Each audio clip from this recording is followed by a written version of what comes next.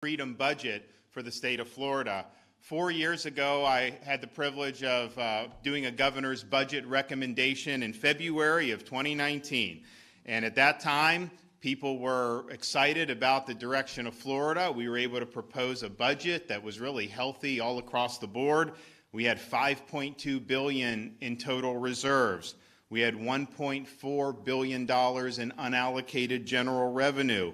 Our budget stabilization fund had $1.6 billion in it, and we were also proud to be able to propose tax relief of $335 million. When we did that, I remember people were happy. People said Florida is well managed, and this is a very sound budget. Now, what's happened since 2019? Well, we had a global pandemic.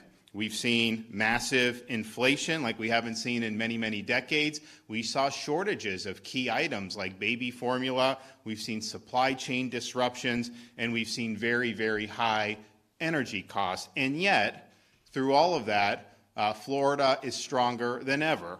We have 2.5% unemployment, far below the national average, and that is with an expanding labor force, whereas you haven't necessarily seen that in all other parts of the country. We're number one in net in-migration. We are now the fastest growing state in the United States, which is not easy to do when you already have 22 million people. We have some of the lowest per capita state tax burden and debt per capita of any state in all 50 states. We're number one in new business formations, and we've created over 425,000 private sector jobs in 2022 alone.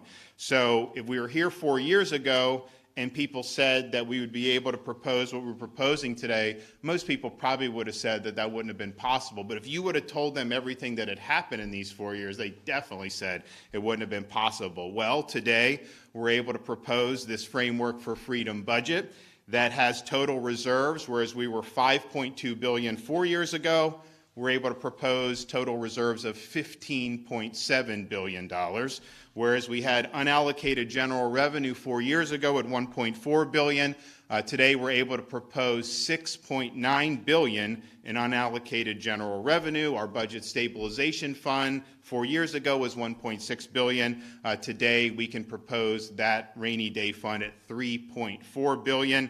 And whereas we proposed $335 million in tax relief 4 years ago, today we're able to do $2 billion in tax relief, including the $500 million we've already gotten signed into law with our toll relief program.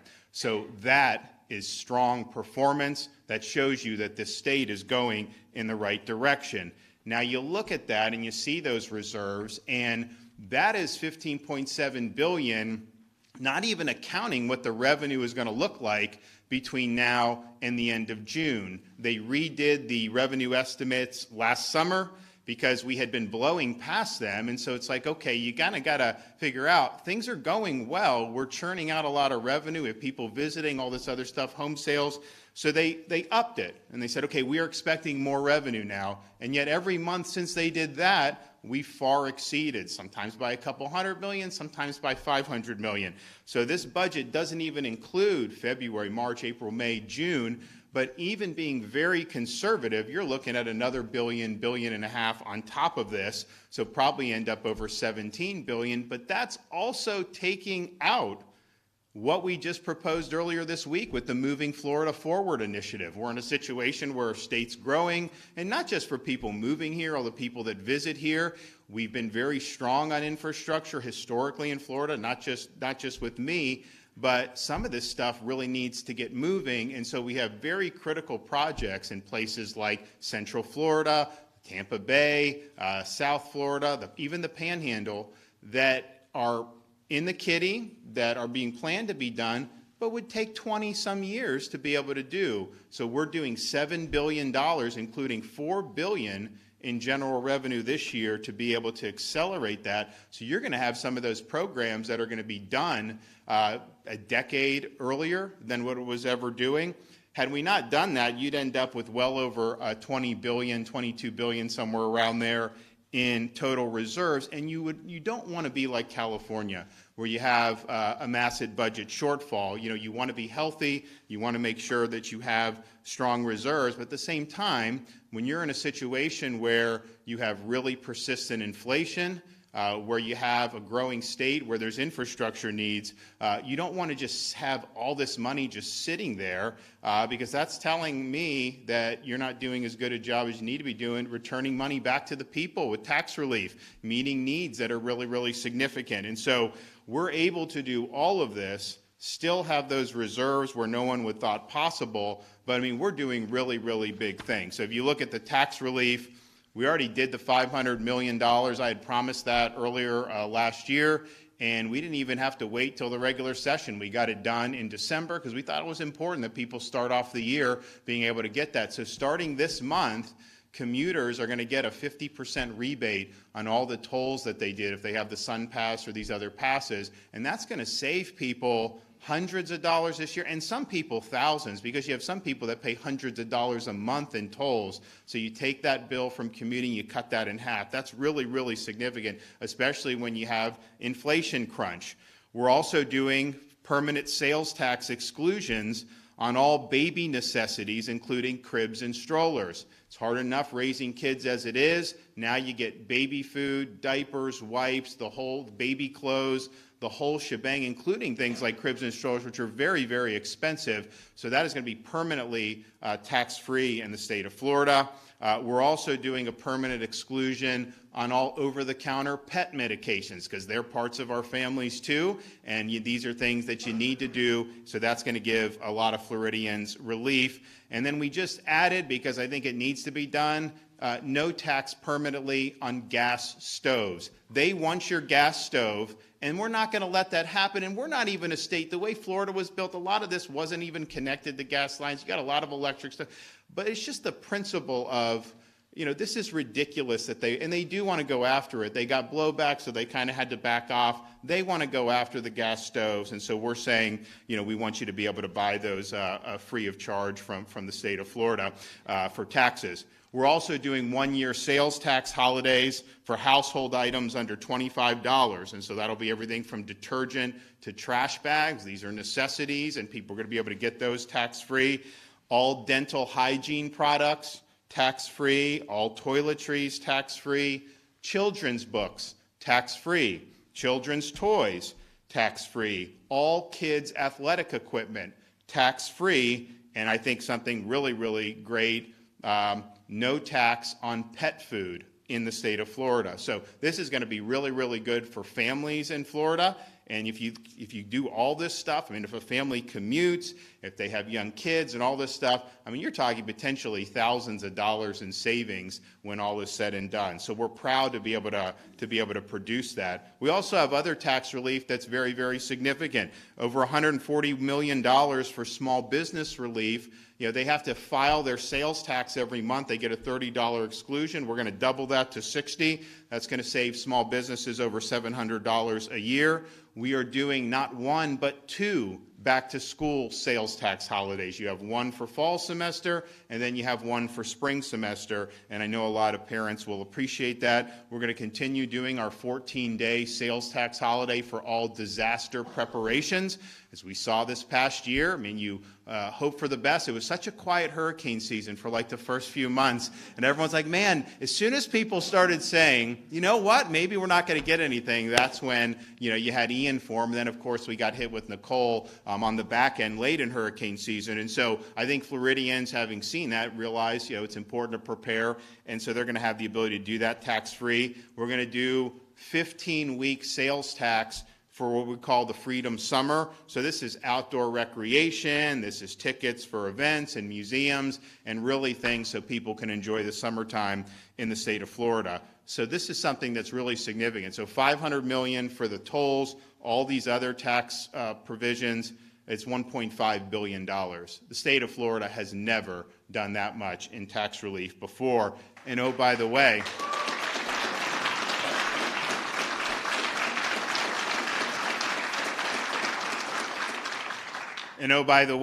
you see inflation going. It's been really difficult in so many different things. You're not seeing any inflation in Florida with our college tuition because we're not allowing any tuition increases at our state universities or state colleges. We are the most affordable state in the country for higher education, and we're going to keep it that way. We also understand that you have to have a lean government, and so while there have been a lot of needs for positions in this area, that area, to meet the needs of a growing state, and those totaled over 667 positions that are needing to be fulfilled. And we did that, but we also did that by eliminating 707 positions. So our net reduction in full-time employees for state government is 46. And so we're doing more for people. We're doing where the needs are, but we're not just having dead weight positions on. And so this is a net reduction in full-time employees. Our state debt is one of the lowest state debts in the entire country per capita. They did a thing where like $20 billion in debt. Our economy's over $1 trillion. So it ends up being a debt to GDP ratio about 1.5%. Contrast that with the federal government. The debt is bigger than the overall national economy, and the debt to GDP ratio is like 130%. And so Florida, you couldn't have a more polar opposite fiscal situation. And so we're proud of that. At the same time, we want to keep going. So we're going to launch a debt reduction program. We're going to seed it with $400 million. This will be able to retire debt ahead of schedule and continue to make sure that the people of Florida are in good shape. If you count the per capita tax burden or per capita debt burden in Florida, I think for each citizen of Florida, it'd be about $767.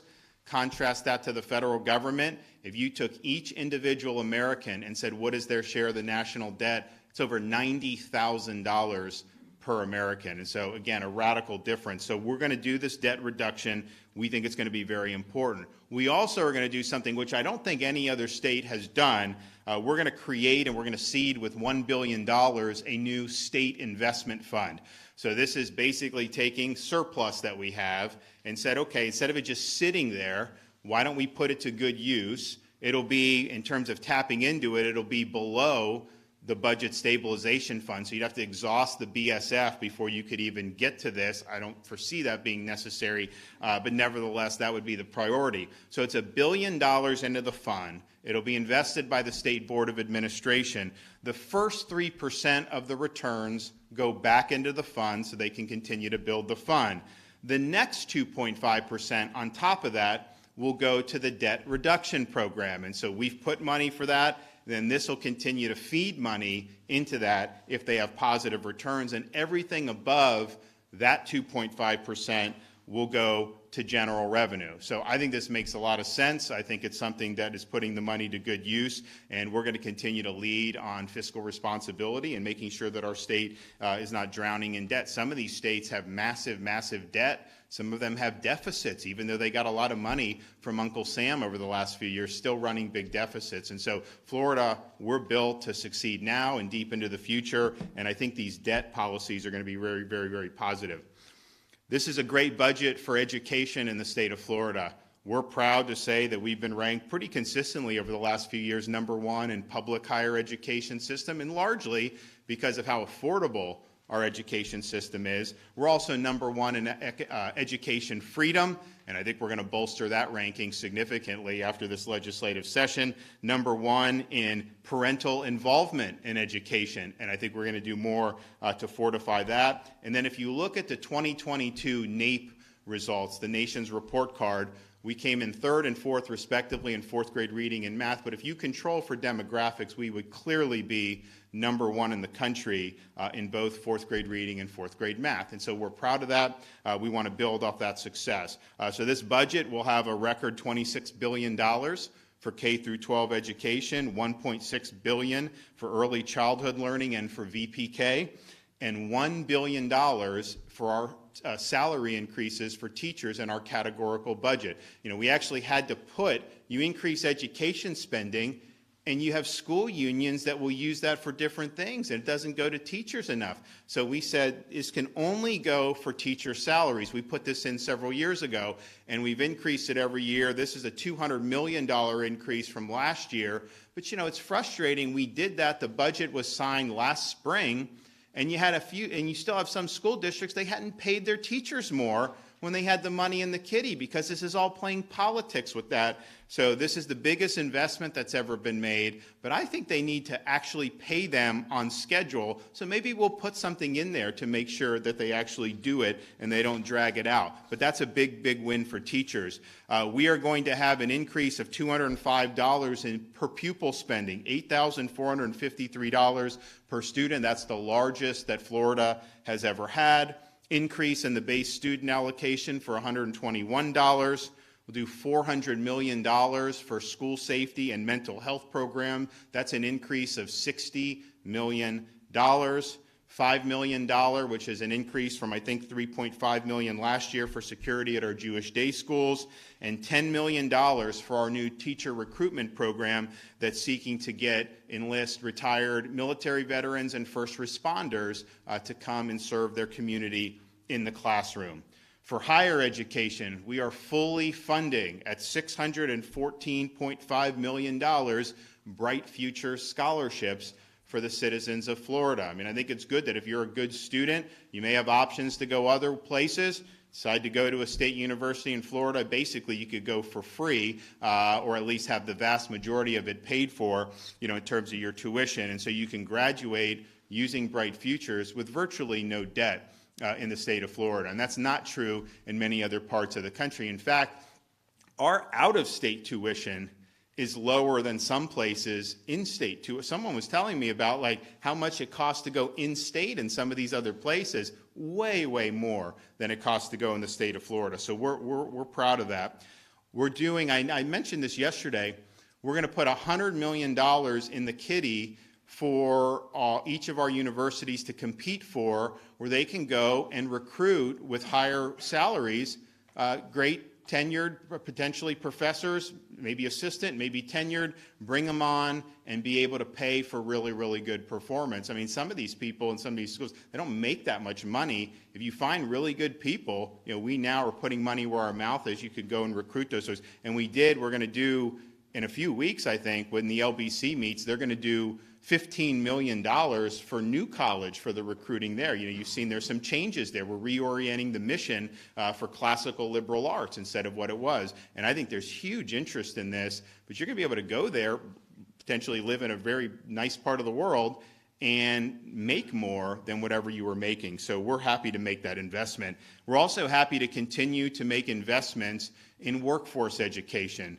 Yes, higher education, traditional, it's an important role for that. We've been supportive, but that is not the only pathway to success. We understand credentials at the high school level, state colleges, other workforce programs are absolutely essential, and not only giving opportunity for Floridians to be able to do very well with very minimal debt, but also it's important for our economy to have these key positions filled. So for example, when I became governor, Florida was producing about 650 truck drivers through the commercial driver's licenses every year. Now we have the ability to do about 3,500 every year. I guess you're going to start having people retire who are reaching that age, and people coming behind are not in sufficient numbers right now to replace. So we're doing our part to make sure that that's good. So we're strong on education across the board, early education, of course, affordability in higher education, teacher salary increases, but also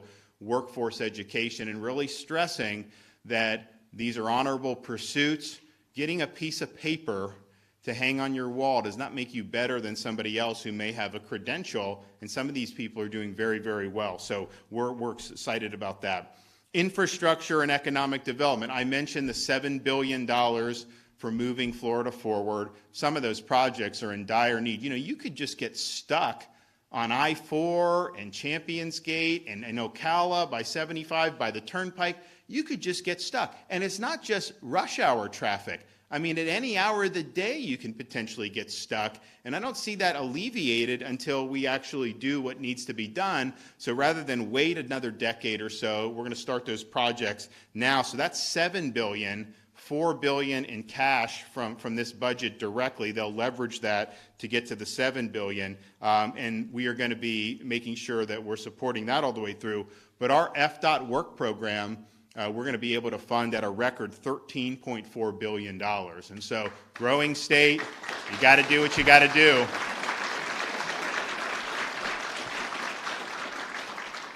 We'll be able to fully fund Sadowski Affordable Housing Trust Fund at $402.7 million, and we will be able to fund, for the second year in a row, the Hometown Heroes program, $100 million. It's been very popular. You've had people who are first responders, teachers, people that are really integral to the community use this to be able to afford to buy a home.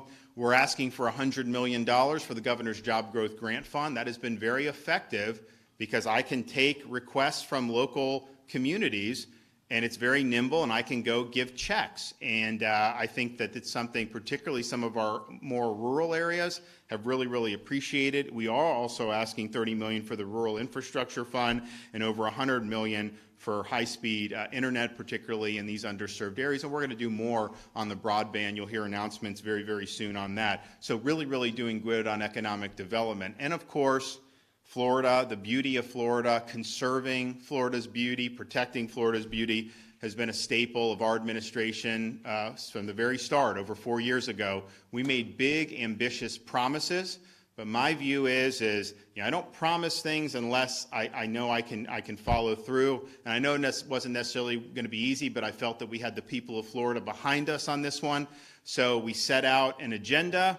We said we would accomplish it, and not only did we accomplish it, we exceeded what we promised. And so it's really been a golden age of conservation in the state of Florida. If you ever see the maps that I think we've put out of the water flow from Lake Okeechobee south through the Everglades down to Florida Bay, what it was 4 years ago versus what it was now, dramatic increase. We have more to do, and so we're going to continue fulfilling our promises. And so we said over these next 4 years, we promised $2.5 billion over the first 4.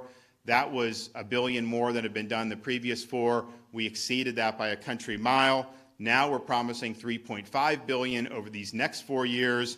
We're going to be able to do for water quality and Everglades restoration $1.1 billion. So that's a first step towards reaching that $3.5 billion. Obviously, that puts us on target to be able to do that over a 4-year period. That money has worked. That money is important, and we're going to continue fighting for that. We're also doing a lot for our coastal communities, as we saw with Ian, and then, of course, with Nicole. It's important to be able to bolster those coastlines. So we have $406 million for resiliency efforts, as well as $156 million for beach renourishment, and that is in addition to the $100 million that we just got passed through the special legislative session in December. So from what we did in December to what we hopefully will get now, that's about $250 million to support our beaches and to fortify our coastlines.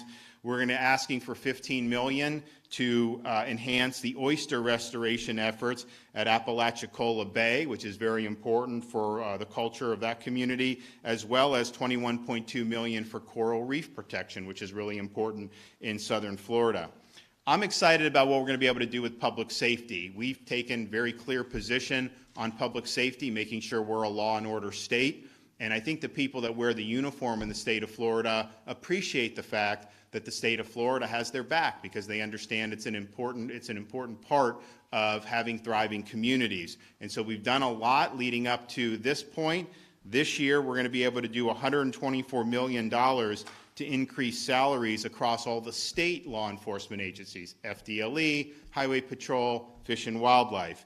And that's going to equate to thousands of dollars in salary increases for people who are in law enforcement serving the state of Florida. That's going to make a big difference for retention, but also for recruiting new people into these state agencies. We're also going to double down on our recruiting bonus program. It's been very, very successful. People know that if they're not being treated well in Illinois or Seattle or wherever, if they come to the state of Florida, you get that $5,000 bonus, which is nice because the money's nice, but honestly it's a signal to say, hey, we appreciate what you're doing. So we're going to allocate $30 million for that program to continue to offer $5,000 bonuses. And oh, by the way, it's not just,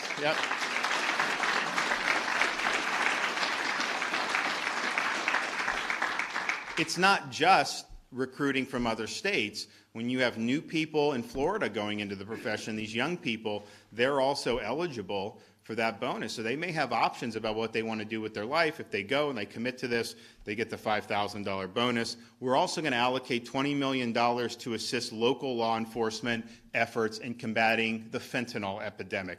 We've done a lot on this. There's more that needs to be done, and I think that that money will help those who are really on the front lines of dealing with these really, really important issues. Thanks to the First Lady's effort, we've really galvanized a lot of support for cancer research, as well as many other programs involving Health and Human Services. This budget allocates $166 million to support cancer research, including $20 million to establish the Cancer Innovation Fund. And so this is really trying to jumpstart, take some risks, to maybe get some very promising results. We are doing $76 million to help women and children by increasing hospital rates for inpatient services for acutely ill newborns and for pediatric patients, as well as $143 million for enhanced services to pregnant and postpartum women and children. In terms of the opioid epidemic, you have the $20 million that we mentioned, but we're going to do $334 million to support the full array of services. And we have a core program in the state of Florida. You're talking about prevention, you're talking about treatment, you're talking about a whole host of things that go into this. $147.4 million to use the money from the state opioid settlement to create an office, which we're required to do, to administer the funds, and then to be able to use these for a wide variety of services to help the people of Florida. One of the things that we've always said in Florida is we want to support seniors first and put seniors first. We've done that in a variety of ways. One of the things we've done is really lean into support for Alzheimer's, not just for research, but also for services. So we have $9 million for memory clinics and the brain bus in this budget, $5 million for increased services for caregivers, and $1 million for our Florida Alzheimer's Center of Excellence, as well as continued research funding that we're providing to our universities. For the state employees, we're able to do nearly $700 million increase in our state pay package. That will include a 5% across-the-board increase for all state employees.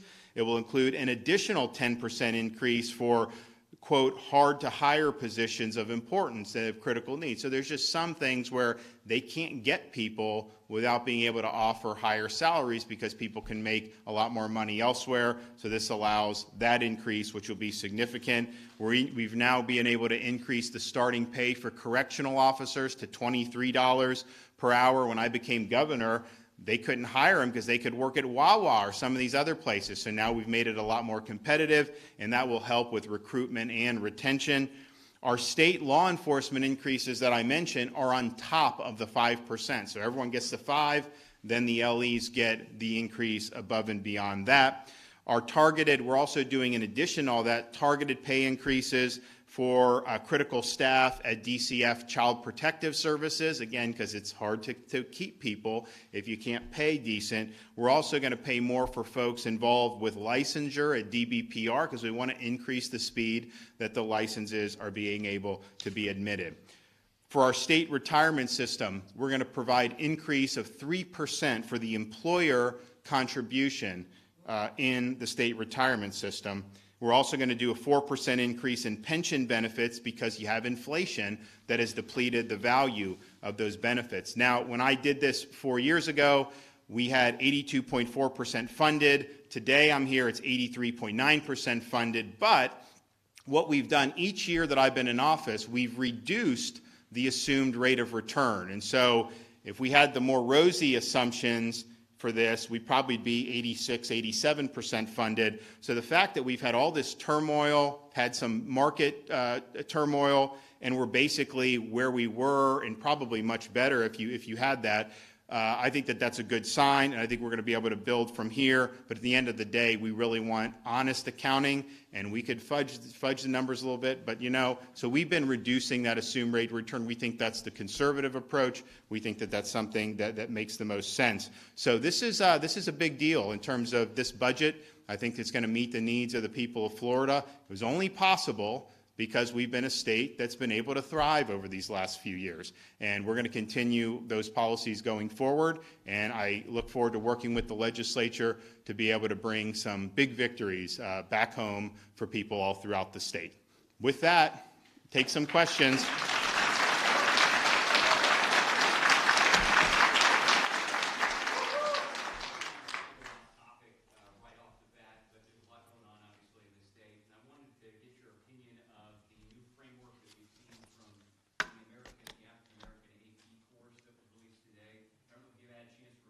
Yeah, I haven't seen it, so I'll have to get back to you on that. Yep. Yeah, Governor, you're proposing to spend another $12 million to move migrants from, now you're saying, from within the United States instead of Florida. Why should taxpayers spend more money on this when you haven't even relocated a migrant from Florida?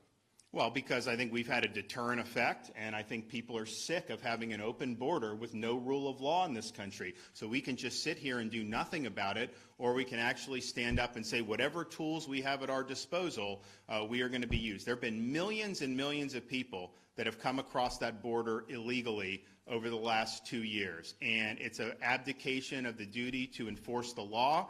It's also caused a lot of harm to communities who have to deal with taxpayer benefits, all these other things, criminal aliens. Of course, the narcotics has been incredible. So it's not just this. I mean, that got a lot of press, but we've had task force to do interdictions like in the Panhandle, and actually brought cases. In federal court now, that case is in front of a judge going after the catch and release policy. I think we're going to win that case, and that's going to put a burden on the Biden administration to maybe change what they're doing. So any way we can do to make an impact on this issue, we are going to do it. And don't let anyone tell you that border is only affecting the people that are on the Rio Grande Valley. That border is affecting communities all across this country. Just look at the number of fentanyl deaths that we've seen over the last 2 years. What evidence do you have? Okay, you've already asked one. Gary?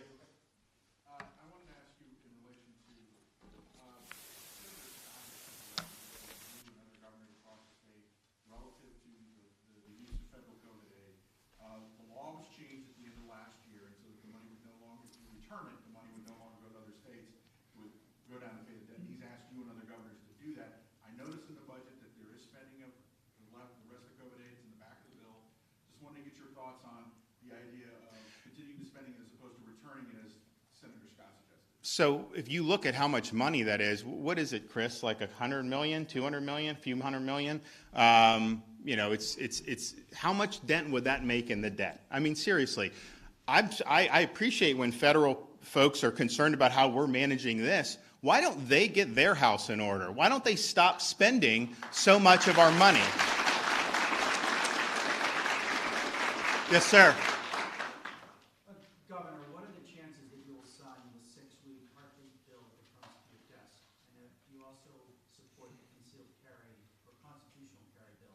I've said on both of those, we are for constitutional carry, we're for pro-life. I urge the legislature to work, produce good stuff, and we will sign. Yes, ma'am? With the threat of a nationwide recession, do you think that will have any kind of impact on this budget, any kind of economic downturn? So it's built in. When you have $15.7 billion in reserves, when you have $3.4 billion in your rainy day fund, you are prepared to be able to weather those types of storms. And if you look at the Great Recession, which really devastated Florida because there's so much built into the housing, and you had the housing bust, they had some, $1 billion, $2 billion. I mean, there were billions in shortfalls. I think we probably are going to have an economic downturn nationwide. I just think that there's a lot of problems, but I think we've consistently outperformed the nation. We will not be immune to it. We will absolutely see effects, just like we've seen effects with a lot of the inflation. But nevertheless, it's a situation where we are built to be able to withstand that. We are assuming that we're going to get. I don't even think you'd probably even need to dip into the BSF when you have $7 billion in general revenue just sitting there. When we're going to probably end up with another $1.5 billion by the end of the fiscal year, just sitting there, that's probably going to be enough to be able to handle whatever may whatever may come our way. So I feel really good about it. I mean, we thought 5.7 billion in reserves, or 5.2 when I was doing this 4 years ago. We thought that was strong. People were really they always said have $1 billion in unallocated general revenue. We had 1.4. Wow, that's really good. Well, we've blown past all that, and we're going to continue to do well. Your staff has identified like $35 million in the universities being spent on DEI. You made some pretty strong statements about eliminating that kind of funding in the budget, but I didn't hear anything today about how you're planning to do that. So I think what it'll be, there'll be a statute that the legislature will pass that will basically abolish those offices, and I think that needs to be done. I don't think it's been a good use of money, and I think it's really about furthering ideology rather than actually trying to promote equal treatment. So that is going to happen, I'm pretty sure, and that will be reflected in terms of the universities just won't be able to spend. I think, as you guys know, we don't dictate whatever universities spend on certain things. Like, I don't agree with everything, but we don't micromanage every little thing. But there are certain things where you can say, okay, here's a red line, you're not allowed to go there, and that's something that they'll have to respect. Well, no, so you already asked, okay. You've already asked. The Florida House is proposing a massive expansion of school choice, would open the Family Empowerment Awards to pretty much anyone in the state. Where are you on their plan, and does it factor into your budget at all? So, we didn't necessarily factor the entire thing. I think we factored in some increases. Yeah, but I'm supportive of school choice. I mean, so we'll absolutely It depends on how they do it. There's going to be, I think they're talking about a cap from people that are already in private, whether they can then qualify if they're already paying without a scholarship. That would really only be the fiscal, that movement, because the rest is you're taking somebody who may be in a charter school or a school district, moving them, and you're just moving the money with the student. And so the fiscal would be, are you letting private school students then qualify for scholarships when they already weren't? That obviously would be a fiscal to the state of Florida. But I think it's built so that the priority really is on those low-income, middle-income families, as it should be. So, but yes, the money should follow the student. I think that is a good approach, and I think that approach has been vindicated in Florida. When you look, we've had many years now of not just doing private choice, but also doing charter schools. We have 363,000 kids in charter schools, and we've also have a lot of choice within school districts because parents are demanding options. And so that's happened over a number of years. And then what's the result? Well, we're number one when you adjust for demographics in the NAEP for fourth grade reading and fourth grade math. I don't think we were number one 25 years ago. I mean, so I think the proof's been in the pudding on that.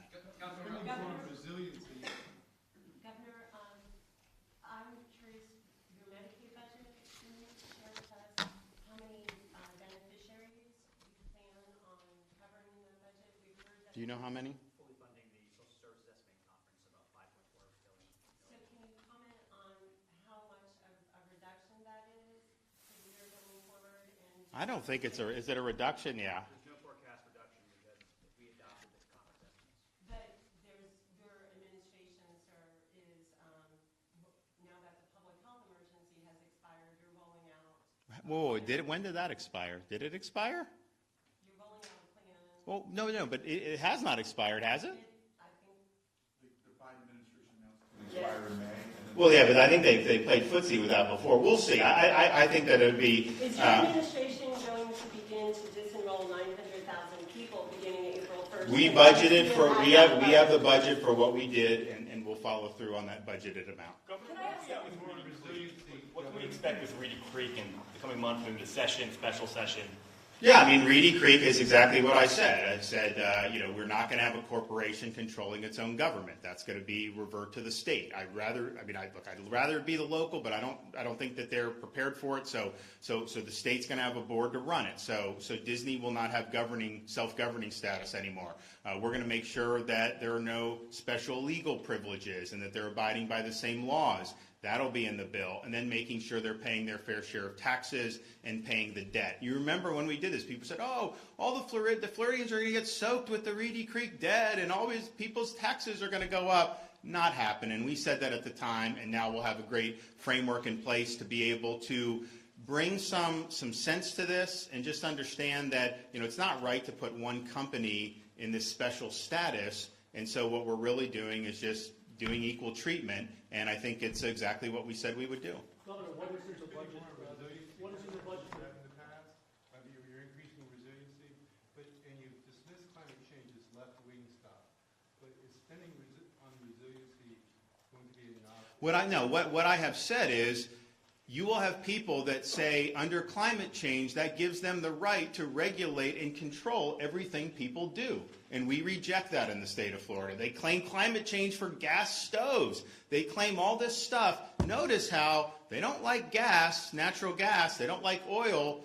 They say it all should be windmills and solar panels. But what's the cleanest of all? Nuclear. They almost all oppose nuclear. So they use that to control. So what we don't do in Florida is embrace things to just try to control people. But what we do is I have vulnerable areas in the state of Florida. We're a storm-prone state. If you look at what happened in Ian, some of the areas that had been fortified after Charlie and even a little after Irma, they did much better. So that's just recognizing that we're in this position to have to fend this stuff off. But that's really a positive thing that I think most people do.